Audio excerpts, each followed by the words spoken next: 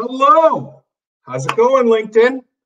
I'm Ed Nathanson, VP Talent Branding at EQRx, and I'm excited, verklempt, pumped, whatever words you want to use to introduce the very first episode of LinkedIn's Talent Acquisition Community Conversations, a LinkedIn Live series delivering insights from talent acquisition experts and professionals to discuss how our industry is addressing challenges during this time that we're living in through COVID-19. Today, we'll be discussing the topic of branding during a time of crisis. I'm going to be joined in a minute by Stefan, Siemon, Senior Manager of Digital Communications and Social Media at the TUI Group, who will focus on ways that TUI has effectively tackled branding during this challenging time. And as a travel company, you could imagine this story is going to be compelling. Before I get started, I want to say we'd love to hear from you. So please add any questions that you have to the chat feature right down there on your screen, and we'll try to answer as many of them as we can during the Q&A portion of the show coming later on. Okay, so here's your boy Ed, and I'm going to come at you, and I'm going to tell you just real quickly what I'm seeing and some bits of advice, and we'll answer questions later. So what we're living in now is unprecedented. You've heard that word over and over and over again. And unlike out of the other marketing playbook that you can go back to and look at, well, this is how they did this and this is how they did that. There is no playbook for this. This literally is unprecedented. So what do we do? This whole talk is hopefully to help you understand and navigate what that is and what we can do together. So some bits of advice first here. First is you can't be tone deaf, okay? Now, it sounds obvious, right? But, we all have our own agendas and goals as marketers, as recruiters, as hiring managers that we want to achieve in a market, whether it's bad, good, whatever. We all have our goals. You can't be tone deaf to the situation that most people in the world are going through. It's different, it's unique, and you have to understand, just like any marketer would, put yourself in the audience's footsteps. And again, who do you want to engage with? What do they care about? What are those things that matter? And what are they going through, most importantly? Okay, so again, sharing some lavish things that you might have done for employees in the past, or crazy food spreads or all that stuff, that probably not the best way to go about this. You cannot ignore the realities of people's lives today. Empathy is huge. Being empathetic will help you navigate these waters really, really well. An example is one at my company. We had this policy in place called Come as QR, EQRx, the coupons. And what it is basically saying, look, we're all in this together. We don't care what you wear to our phone interviews that we're doing. We don't care that there's dogs barking in the background or babies screaming or your kids fighting or playing their guitar in the next room like my son actually is right this second. It's life. Life is happening. And so we start to say this and communicate this constantly to our candidates. But we've also shared it publicly a little bit, both from our personal handles and from the company handles. And it's been received fairly well. People like that. It's empathy. It's nothing rocket science. It's nothing earth shattering. It's just being empathetic. Okay. Next thing, if you're hiring, I understand there's a need because so many people are out of work in this climate to kind of feel like, should I be posting these jobs? How do I do this? Look, the reality is you should. People are looking for jobs. How are they going to know? If you're hiring, say you're hiring, market for those jobs. But again, do it with empathy. Do it without being tone deaf, right? Don't go crazy and thinking about all the flash and glitz. Just put the jobs out there. Let people see them. Let them get to know you, just like we would in normal times. People are looking for jobs. And if you're not sharing them because you're feeling like, well, maybe it's not right to do that, then how are they going to find you? This is really important, okay? Now, one of the other things that I found has really been unique, that people are longing for a little bit of sense of normalcy. Look, I know I am. I hit my coronavirus wall probably 2 days ago, to be honest with you. And what that normalcy can be is, again, without being tone deaf, being empathetic, one of the things we're doing at EQRx is sharing when we hire someone new. We do a post, we welcome them, we do a little quote from them. And I've gotten tons of feedback and engagement on these posts that say, this is so nice to see, and people congratulating that person and saying, yay, I'm so happy for you. This is just a little bit of sense of normalcy back in the world that people actually appreciate, especially when they see their friends and colleagues who are benefiting from this, okay? Now, the other thing is that you have to understand, we have a more captive audience now than ever in the history of online. More people are online now than ever before because they're looking for their news, they're looking for jobs, whatever it is, this is where they're consuming things. So this is opportunity. But again, you have to be smart in opportunity and have a plan about what to do with these things. Now, one of the things you see consistently is this kind of somber, sad, low-key kind of conversation. I get it. Again, that goes with empathy, and there's definitely a place for that. But I would also say is there's also an opportunity to be a little light and to have some fun. Now, again, with the right fine line of walking around what's empathetic and what's not empathetic. But a great example is when I saw on LinkedIn of somebody posted a picture of men and women in business attire on the top and then pajama bottoms or not, with crazy relaxed on the bottom. That got a lot of laughs. It was fun. It's lightful. It's in line. It's not distasteful. And it's kind of making fun, a little bit tongue-in-cheek of what's going on right now. There is a place for both. Remember, I always talk about what people engage with, humor or heart. It's proven in every bit of data I've ever looked at in any piece of content. If it doesn't make you feel or make you laugh, nobody cares. So you really need to think about these things. And it's okay to have a little fun as long as it's not over the line and not empathetic to your audience. Another thing to consider, if you've had these paid campaigns or set it and forget it social, you might want to go back and audit that, because I've seen some examples of where clearly some marketer in some department has forgotten about what they put out there and scheduled on Hootsuite or whatever. And then it's coming out and it's really not in line and not tasteful and not empathetic to the audiences that we're seeing now, right? There's a lot of push and pull out there, right? Just remember, again, we don't want to push. We want to offer. We want to be conversational in how we do these things. Another bit of advice real quick. If you're going to use the hashtag COVID-19 or coronavirus, be talking about coronavirus and COVID-19. The worst thing you could do is put that in your posts, hoping that you're going to get an audience because you're using that and people are searching on that. Poor form. Do not do that, okay? You can highlight the ways that you're taking care of your team, what they're doing, how they're surviving. People want to relate. People love stories. What is your team doing during all of this? How are you communicating? How are you staying in touch? How are you keeping them engaged? These are all things right now. And I will tell you, one of the things that people will respond to is empathy. And again, seeing themselves in your shoes. So one of the things that you have to think about is people will remember how you treated your employees at your organization. This is your chance to show them what you did and how you treated them well. Okay, I could go on and on about this, but I'm not the star today. We have someone I'm really excited for you to meet. This is Stefan Siemon, and he's going to walk us through his presentation from TUI. So hello, Stefan. How are you? Hi, Ed. Nice to see you, and a warm welcome to everybody online. It's awesome to have you from Germany, all the way from Germany. So we're going from Boston to Germany. You got two very distinct accents on the line here. All the way from Germany, exactly, yeah. I'm talking to you from Hanover. That's right in the middle of Germany, yeah. Awesome, excellent. Well, it's great to have you. And I'm so excited, and I'm sure the audience is too, to hear about what you've done at TUI during this time. So take it away, Stefan. Thank you, Ed. And I can really underline your words. There were so many great and correct things in it. So congratulations. And I want really to underline this with concrete examples.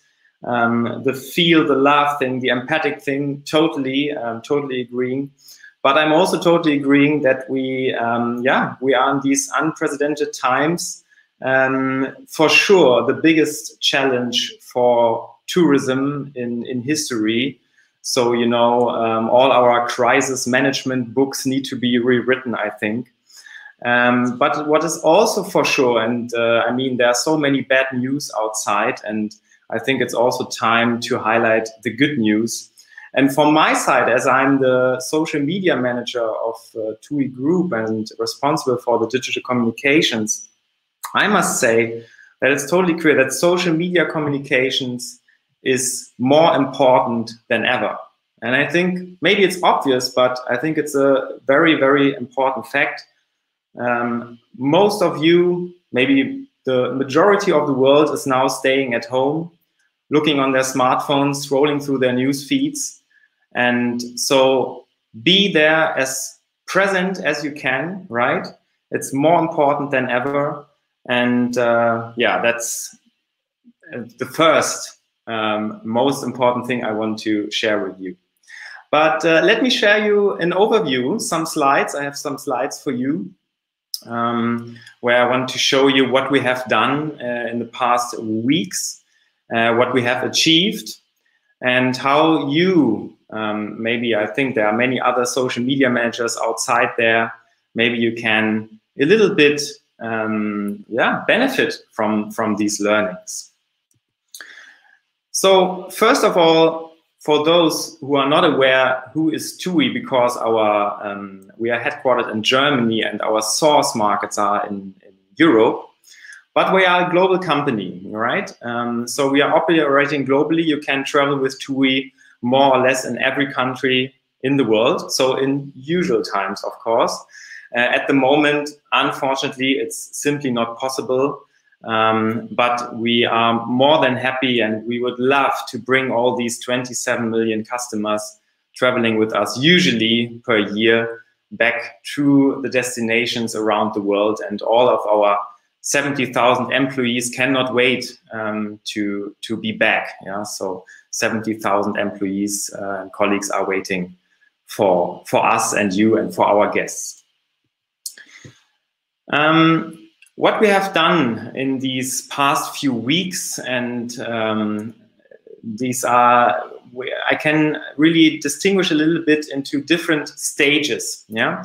And maybe that helps you also to distinguish a little bit in these different phases. But what stays always the same is listen to your audience, what you have said at, try to always include a feeling, yeah? Stay empathic.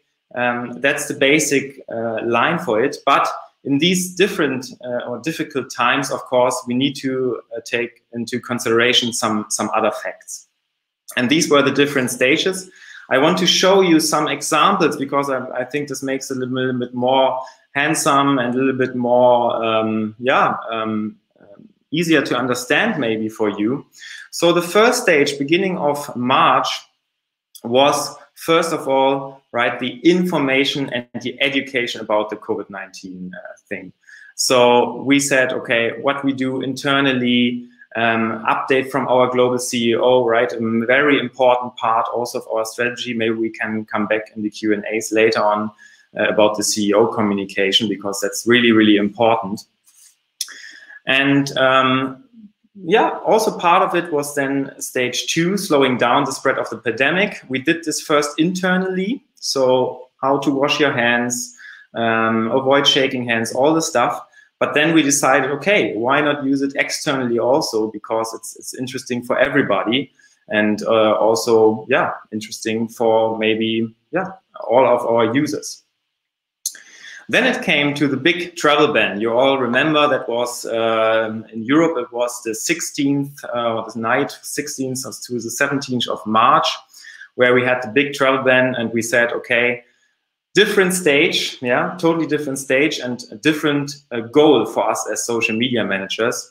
So try to spread, so to say, the FAQs and do most what we can from the customer service, right? Try to avoid the calls, which are basically, they have all the same questions, yeah?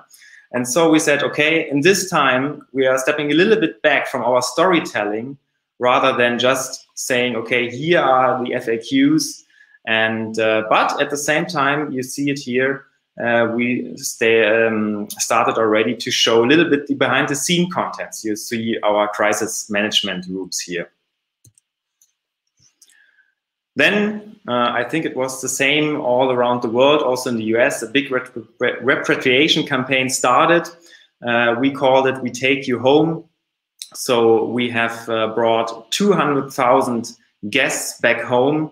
And of course, we wanted to tell these stories, and we wanted to highlight what we are doing here. And it's a huge effort, and we are there for you. I mean, that's a big story to tell. And if you have such a nice image, which you can see on the right-hand side, where all these yellow small dots, I'm not sure if you can see it, but the yellow dots there are planes heading to the Mediterranean Sea, bringing our customers home, right? And that was also very, very emotional, of course. I don't know, maybe we will hear a story from a user or listener. Maybe he or she was also stuck in a destination, and that would be interesting to hear. Then, of course, there were many, many positive stories, right? The support from our colleagues, like donations or a personal letter from our CEO, handwritten, by the way. Maybe you find it old-fashioned, but we really liked it, and the users also liked it. So, handwritten letter from the CEO. And then we are on the stage, which we are still in it, by the way. So these Outlook campaigns, the major sentences here, don't stop dreaming. Yeah, we will be taking off again.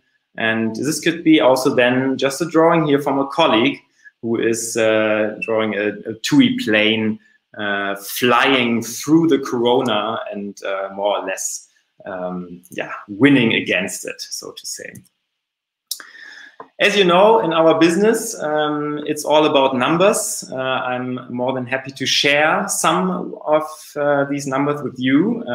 Usually we don't, but in this case, we said, okay, let's do it because it was the highest reach ever in a 4 weeks period, right? These 4.4 million impressions, we are really proud of it. And there you can see what I've said at the beginning. It is the time of social media, it is the time of digital communications, and it's more important than ever. And we are happy that we haven't missed it. And yeah, I can really engage you also to talk about this. You have all these stories, you just need to tell it. Awesome, Stefan. That was good stuff. Oh, sorry.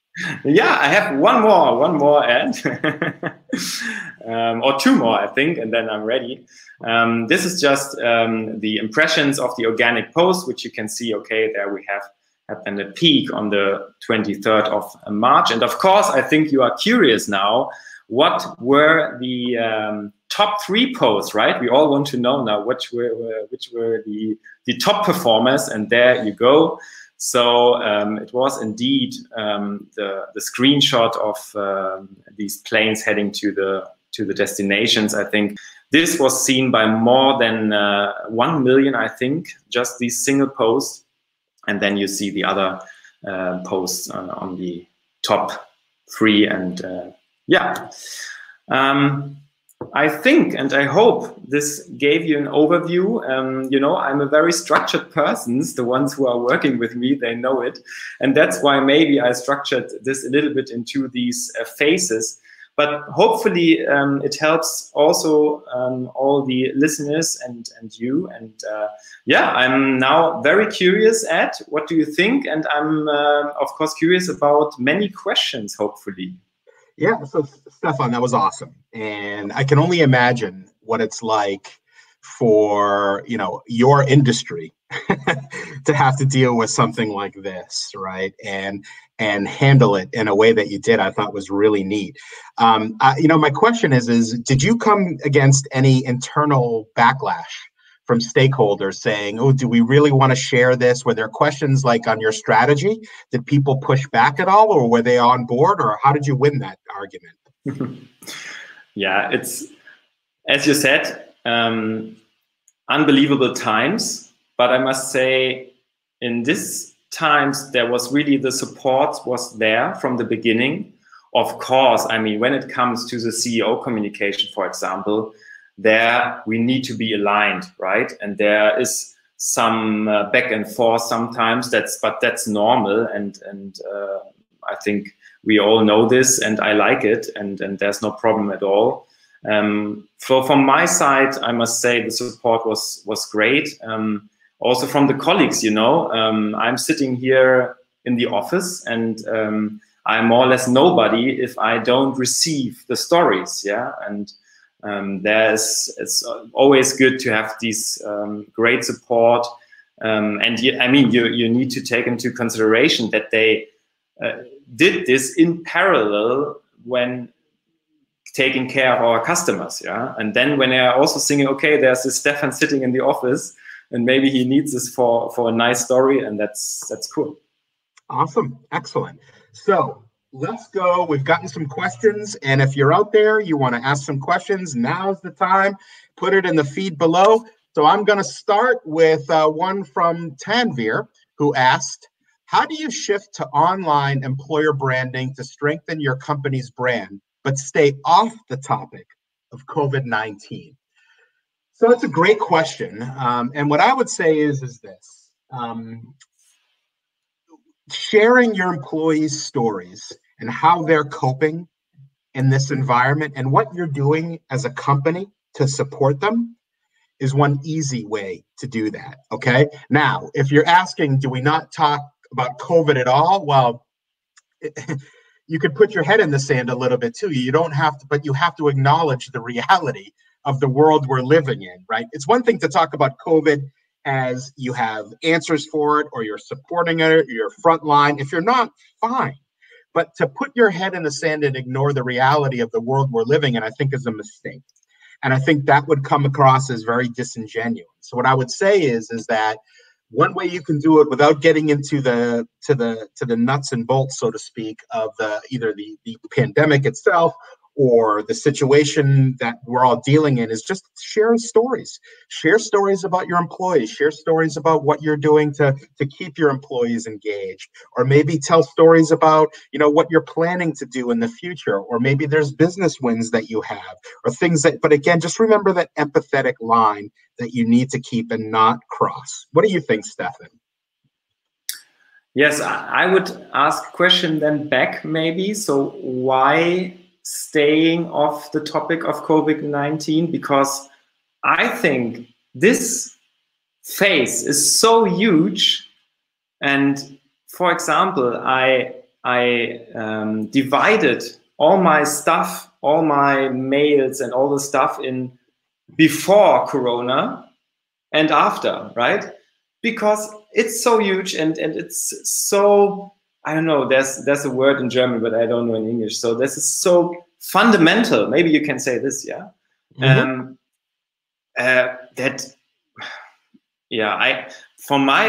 Of course, I mean, we have sometimes, we have a story without COVID, but really, really rare in these times. Usually there's always a connection, right? When we talk about sustainability, for example, yes, it's a different topic, yeah, definitely, and so important. But there's a linkage now to Corona. And so from my perspective, the answer would be there is no chance not touching it. And I would not really understand why really to avoid this. Maybe the questioner can specify this. Okay, great. Next, we have Colin, who asked, how do you engage with and encourage your employees to share their stories? So the easy answer is ask. It's one thing to kind of have your typical folks in the organization that you go to. Oh, we all know who they are. You go to them over and over again and try to get them to give you content, so to speak. But I found in my experiences, if you just ask people and tell them what your intention is, what you're looking for, they'll come and they'll help. The other thing is if you frame it in a way where they understand why you're asking. Hey, we want to drive people to understand what it's like to work here during this time. Or, hey, we're looking to hire for this particular skill set, and we think that your message would really resonate with them. So it's a mixture of those things on my end, but it simply starts with asking. There's no harm in asking. And if you tell them why you're asking, your chances of success are going to be better. What do you think, Stefan? Totally agree, Ed. Totally agree. I mean, our success factor there is really our corporate influencer program, which we started luckily already 2 years ago or 1.5 years ago, where we emphasize the importance of sharing stories also, especially not on our company side, rather than on their private profiles, right? But because there's nothing more authentically than a personal story, yeah? And we really, not pushing, but trying to say, okay, because, I don't know, maybe it's a culture thing. For example, in Germany, sometimes the colleagues are a little bit shy or insecure, or can I really share this? Am I allowed to? and that was our huge success factor to do these the LinkedIn Masterclasses, we called them.